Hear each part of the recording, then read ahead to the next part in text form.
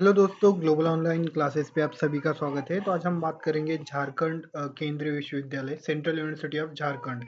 यहाँ पर पीएचडी के लिए आवेदन पत्र मांगे गए हैं और यहाँ पर जो है एडमिशन किस तरह से होगा और किन सब्जेक्ट से कितने सीट अवेलेबल है, ये सब कुछ जानकारी इस वीडियो में हम देखेंगे। टोटल यहाँ पर 25 सब्जेक्ट से आवेदन पत्र मांगे गए हैं, तो उसी के बारे में हम पूरी डिटेल देखेंगे। तो चलते हैं हम ऑफिशियल ब्राउचर की ओर। देखिए, ये है इसका ऑफिशियल पेज, ऑफिशियल ब्राउचर।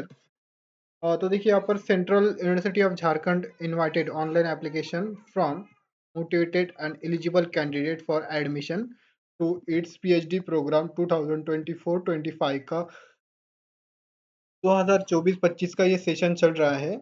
जो भी स्टूडेंट यहाँ पर जो नेट और CSIR NET, UGC NET, national eligibility test यहाँ पर क्वालिफाइड है, वो 3 कैटेगरी में जो है यहाँ पर ले सकते हैं। नोटिस आया था देखिए 27 मार्च को, तो उसके बेसिस पर ही यहाँ पर जो है एडमिशन होगा। जेआरएफ और प्रोफेसर यानी फर्स्ट कैटेगरी रहेंगी जो जेआरएफ है जिनका, देन सेकंड कैटेगरी रहेंगी असिस्टेंट प्रोफेसर और ओनली थर्ड कैटेगरी रहेंगी ओनली पीएचडी। तो इस तरह से स्टूडेंट आप यहाँ पर ये तीनों कैटेगरी में अगर आप आते हो, तो एक ही भी कैटेगरी में आते हो तो यहाँ पर आप अप्लाई कर सकते हो। उसके बाद यहाँ पर आप अगर graduate aptitude test in engineering, GATE आपका क्वालिफाइड है इंजीनियरिंग में allied subject, relevant allied subject में, तो भी आप यहाँ पर जो है अप्लाई कर सकते हो। बट कब का होना चाहिए वो गेट? 2022 1 जनवरी के पहले का होना चाहिए,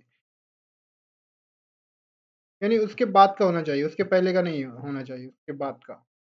1 जनवरी 2022 के बाद का अगर आपका गेट क्वालिफाइड हो आप, तो आप यहाँ पर अप्लाई कर सकते हो। यहाँ पर देखिए, candidate who have not qualified NET GATE examination in the relevant subject shall not eligible for the admission. यानी यहाँ पर अगर आप नेट गेट क्वालिफाइड नहीं है तो यहाँ पर आप इनवैलिड रहोगे, एलिजिबल नहीं है, यानी यहाँ पर जो है आप आवेदन नहीं कर सकते हैं। देन यहाँ पर जो है ऑनलाइन एप्लीकेशन चल रहा है, ऑनलाइन आपको करना है तो 3 मार्च से स्टार्ट हुआ था, 21 मार्च तक आप एप्लीकेशन कर सकते हो। तो देखिए, आज ही का लास्ट यानी आज ही के दिन आप यहाँ पर एप्लीकेशन कर सकते हो। देन आपका एलिजिबिलिटी क्राइटेरिया वगैरह तो हमने देख लिया। उसके बाद हम देखेंगे किन सब्जेक्ट से कितनी सीटें अवेलेबल है, और उसके बाद यहाँ पर जो है आपका वेटेज वगैरह क्या रहेगा वो भी देखेंगे। यहाँ पर देखिए एप्लीकेशन फ़ीस वगैरह क्या है वो हम एक बार देख लेते हैं। कैटेगरी है, उसके बाद यहाँ पर application fees for one programme और एडिशनल प्रोग्राम, यानी स्टूडेंट यहाँ पर जो है आप बोथ 2 सब्जेक्ट में आप यहाँ पर पीएचडी कर सकते हो। अगर आप जनरल कैटेगरी से हो तो यहाँ पर 1200 रुपए फ़ीस है, 1200 फ़ीस है, और अगर आप एक्स्ट्रा यानी एडिशनल लेते हो तो यहाँ पर जो है 600 फ़ीस आपको एक्स्ट्रा देना पड़ेगा। उसके बाद एससी/एसटी से मेल अगर आप कैंडिडेट है तो 900 रुपए फ़ीस है, और एडिशनल के लिए 500 देना पड़ेगा। दिव्यांग पीडब्ल्यूडी के जो फीमेल कैंडिडेट है और ऑल कैटेगरीज़ है, तो उनके लिए 800 रुपए फ़ीस है और एडिशनल के लिए 400 रुपए उनका फ़ीस रहेगा। तो इस तरह से स्टूडेंट ये था अ, फ़ीस, फ़ीस कितनी रहेंगी वो था फ़ीस का स्ट्रक्चर। उसके बाद यहाँ पर हम देखेंगे candidate applying multiple department must submit a separate registration fees for each program and fill individual application for each department separately। यानी अगर आप 2 सब्जेक्ट में यहाँ पर एप्लीकेशन कर रहे हैं तो आपको 2 यहाँ पर जो है रजिस्ट्रेशन करना पड़ेंगे। Candidate are strongly advised to review central university of Jharkhand eligibility criteria before filling the online application form. इस तरह से स्टूडेंट यहाँ पर आप पूरी जानकारी देख लीजिएगा। मोबाइल नंबर, आधार कार्ड वगैरह यहाँ पर क्या-क्या लगेगा वो सब यहाँ पर दिया है, तो आप यहाँ पर देख सकते हैं। देन उसके बाद हम देखेंगे, यहाँ पर देखिए नीचे किन सब्जेक्ट से आप यहाँ पर अ, भर सकते हैं वो देखेंगे, और सिलेक्शन क्राइटेरिया क्या रहेगा वो हम देखेंगे। यहाँ पर देखिए, the merit list for the PhD admission 2024-25 shall be prepared based on the joint merit of the following component. with the final selection determined by their total percentile score out of 100। यानी 100 mark का आपका पूरा criteria रहेगा। किस तरह से रहेगा देखिए, total percentile score computed by agency in the entrance examination, यानी यूजीसी नेट गेट आपका है क्वालिफाइड तो उसका वेटेज आपका लिया जाएगा, तो यहाँ पर उसका 70% यहाँ पर जो है कंसिडर किया जाएगा। देन इंटरव्यू आपका 30% होगा। आपका इंटरव्यू आपका एक सिलेक्शन आपको करना होगा, एक टॉपिक सिलेक्शन करना होगा। टॉपिक सिलेक्शन करने के बाद आपको प्रेजेंटेशन वहाँ पर बनाना पड़ेगा, रिसर्च प्रपोजल हम जिसको कहते हैं।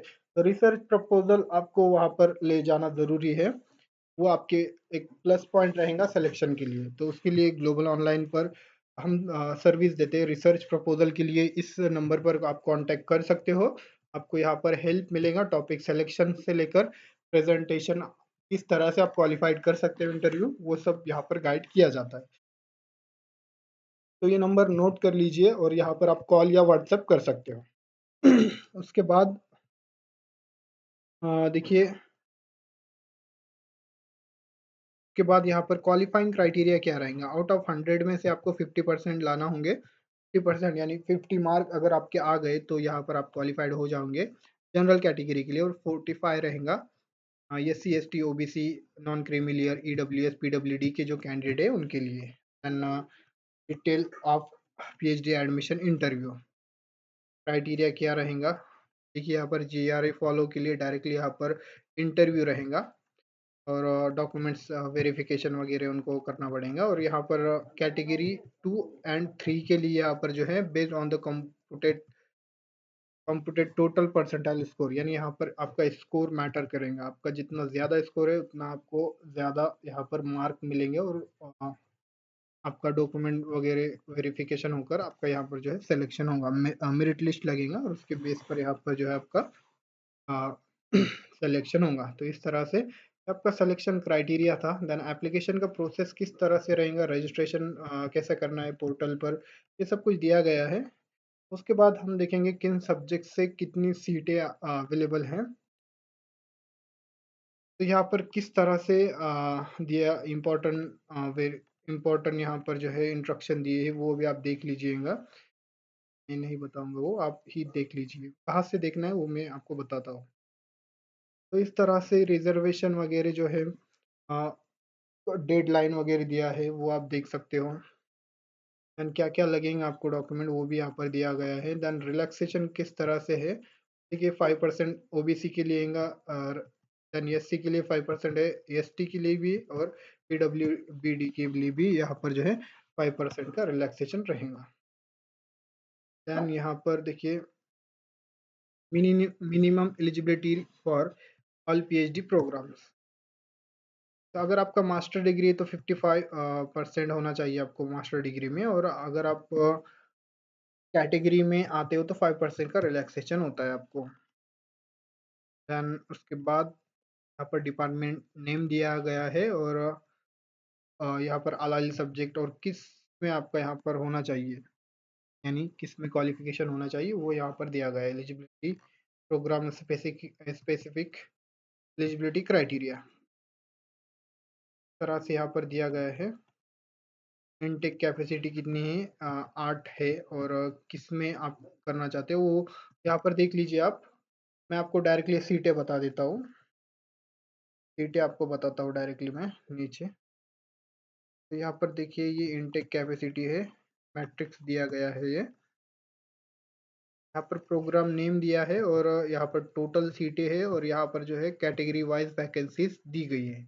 तो मेटलर्जिकल मटेरियल इंजीनियरिंग यहाँ पर 8 सीटें है उसमें। देन एनर्जी एनर्जी इंजीनियरिंग यहाँ पर 19 सीटें हैं। सिविल इंजीनियरिंग में 13 सीटें हैं। कंप्यूटर साइंस एंड इंजीनियरिंग में 10 सीटें हैं। केमिस्ट्री में यहाँ पर 15 सीटें अवेलेबल है। फिजिक्स में 27 सीटें हैं। मैथमेटिक्स में 15 सीटें अवेलेबल है। स्टैटिक्स में यहाँ पर 3 सीटें हैं। जियो इन्फॉर्मेटिक्स में 11 सीटें हैं। जियोलॉजी में यहाँ पर 2 सीटें हैं। ज्योग्राफी में 8 सीटें अवेलेबल है। इन्वायरमेंटल साइंस में 8 सीटें हैं। लाइफ साइंस में 11 सीटें हैं। मास कम्युनिकेशन में 4 सीटें हैं। एजुकेशन में 13 सीटें हैं। परफॉर्मिंग आर्ट्स में यहाँ पर 7 सीटें हैं। इंग्लिश स्टडीज में 5 सीटें हैं। एंथ्रोपोलॉजी एंड ट्रिबल स्टडीज में 10 सीटें अवेलेबल है। उसके बाद लैंग्वेज एंड कल्चर में 8 सीटें हैं। इंटरनेशनल रिलेशन में यहाँ पर 9 सीटें अवेलेबल है। उसके बाद यहाँ पर देखिए 10 सीटें हैं। मैनेजमेंट से, पॉलिटिकल साइंस से 8 सीटें हैं। इकोनॉमिक्स एंड डेवलपमेंट स्टडीज में 3 सीटें अवेलेबल है, हिंदी में 2 है और कॉमर्स में यहाँ पर जो है 5 सीटें अवेलेबल है। टोटल सीटें कितनी है? 234 यानी 2034 सीटें अवेलेबल है टोटल सीटें। और ये कैटेगरी वाइज दी गई है, तो यहाँ पर आप देख सकते हो कैटेगरी में कितनी सीटें अवेलेबल है।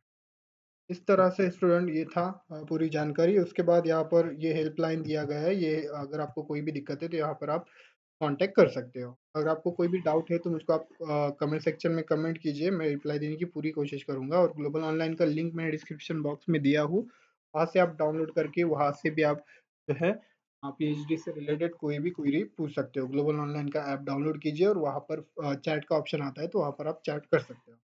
थैंक यू, धन्यवाद। मिलते हैं नेक्स्ट अपडेट में।